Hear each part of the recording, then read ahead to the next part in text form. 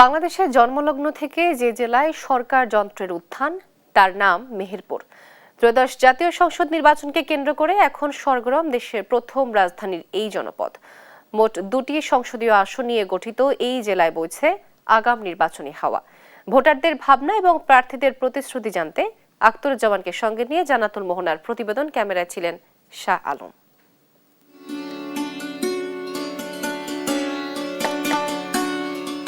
বাংলার মাটি যে সোনার চেয়েও খাঁটি তা চাক্ষুষ প্রমাণ মেহেরপুর।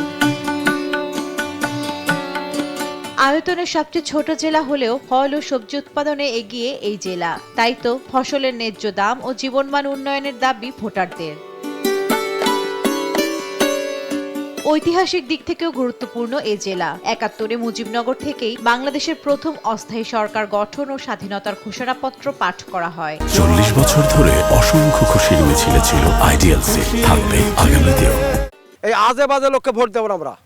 আমরা কৃষি কাজ করি, কাদার মধ্যে কাজ করছি, আমাদেরকে প্রার্থনা দেয় না, আমাদেরকে মূল্য দেয় না। সেই মূল্য যে দেবে তাকে আমরা ভোট দেব।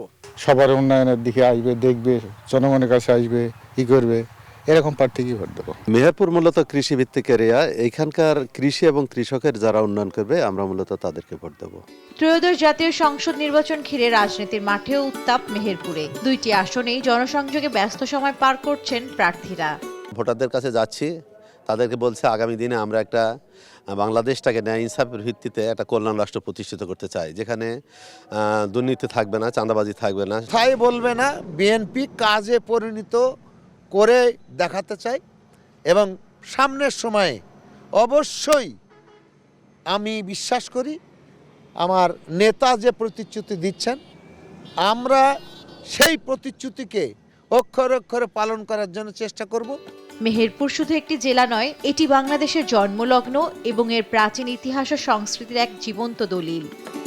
ঐতিহাসিক মেহেরপুরের সাধারণ ভোটাররা বলছেন, যারা কেবল মুখের কথা নয় বরং রেল সংযোগ এবং কৃষিভিত্তিক শিল্প গড়ে তোলার মাধ্যমে মেহেরপুরের অর্থনীতিকে চাঙা করবে, তাদের ব্যালটেই পড়বে এবারের জনতার ভোট। জান্নাতুল মোহনা, দেশ টিভি, মুজিবনগর, মেহেরপুর।